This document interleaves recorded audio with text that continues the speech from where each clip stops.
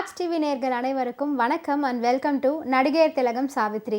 நம்ம நிகழ்ச்சியில் சாவித்ரி அவர்களுடைய திரை பயணத்தை பற்றின பல சுவாரஸ்யமான விஷயங்கள்லாம் பார்த்துட்ருக்கோம். இன்றைக்கி நிகழ்ச்சியிலும் உங்களுக்காகவே இன்னும் பல அற்புதமான விஷயங்கள்லாம் காத்துட்ருக்கு. வாங்க நம்ம நிகழ்ச்சிக்குள்ளே போகலாம்.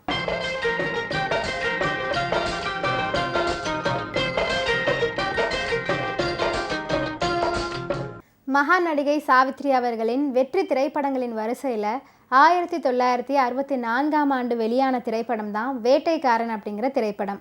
தேவர் ஃபிலிம்ஸ் MMA சின்னப்ப தேவரின் இளைய சகோதரர் MA திருமுகம் அவர்களின் இயக்கத்தில் உருவான இந்த திரைப்படத்தில் மக்கள் திலகம் MGR, நடிகையர் திலகம் சாவித்ரி, நடிகவேல் MR Radha, MN Nambiar, Ashokan, Nagesh, MV Rajamma, Manorama, baby Shakila போன்ற பல அற்புதமான நடிகர்கள்லாம் நடிச்சிருக்காங்க. இந்த திரைப்படத்திற்கு இசையமைத்தவங்க யார் அப்படின்னு பார்த்தீங்கன்னா திரை இசை திலகம் KV மகாதேவன் அவர்கள்.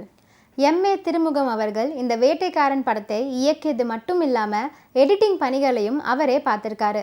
எடிட்டிங் பணியில் இவருக்கு உதவியாளர்கள் MA மாரியப்பன் மற்றும் MG பாலுராவ் ஆகியோர். சாண்டோ MMA சின்னப்ப தேவர் அவர்களின் தேவர் ஃபிலிம்ஸ் தயாரித்த இந்த வேட்டைக்காரன் திரைப்படத்தை MGR பிக்சர்ஸ் நிறுவனம் தான் வெளியிட்டிருக்கு. படத்திற்கான கதை மற்றும் திரைக்கதை ஆருதாஸ் அவர்களே எழுதியிருக்காரு.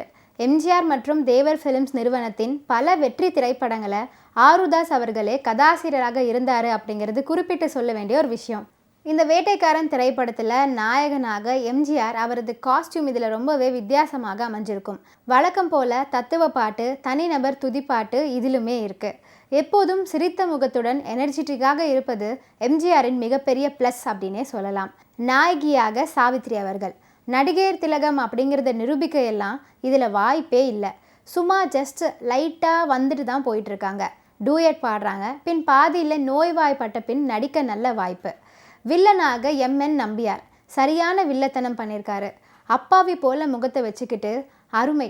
இன்னொரு சின்ன வில்லனாக அசோகன் வந்திருக்காரு.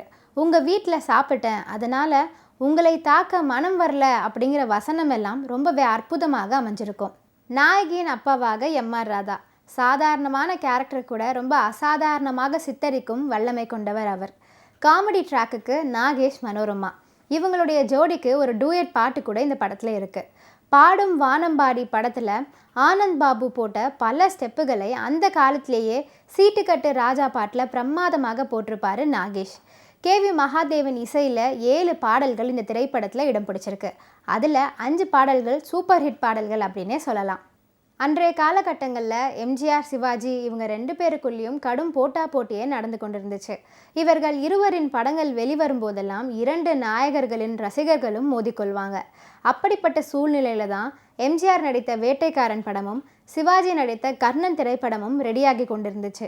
இன்னும் சொல்லப்போனால் டைரக்டர் BR பந்துலு தயாரித்து இயக்கிய கர்ணன் திரைப்படம் மிகுந்த பொருட்செலவில் உருவாக்கப்பட்டுச்சு.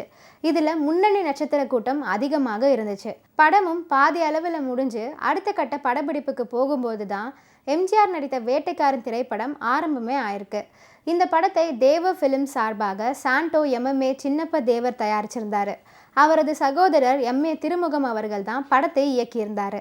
இதில் மகாதேவி, பரிசு படத்திற்கு பிறகு MGRுடன் ஜோடியாக சாவித்ரி அவர்கள் நடிச்சிருக்காங்க.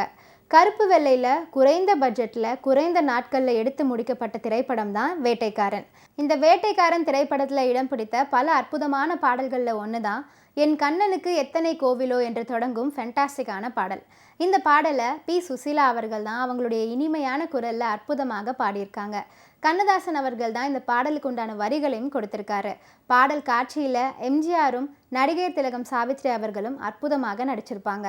தொகையராவை சரணங்களாக கையாளுவதில் KVMஐ போல் வேறு யாருமே இல்லை அப்படின்னு தான் சொல்லணும். இன்றைக்கி நம்ம நடிகையர் திலகம் சாவித்ரி நிகழ்ச்சியில் பல சுவாரஸ்யமான விஷயங்கள்லாம் பார்த்தோம். இதெல்லாம் கேட்டு ரசிச்சிருப்பீங்கன்னு நினைக்கிறேன். இந்த நிகழ்ச்சியை தொடர்ந்து பாருங்கள். நன்றி, வணக்கம்.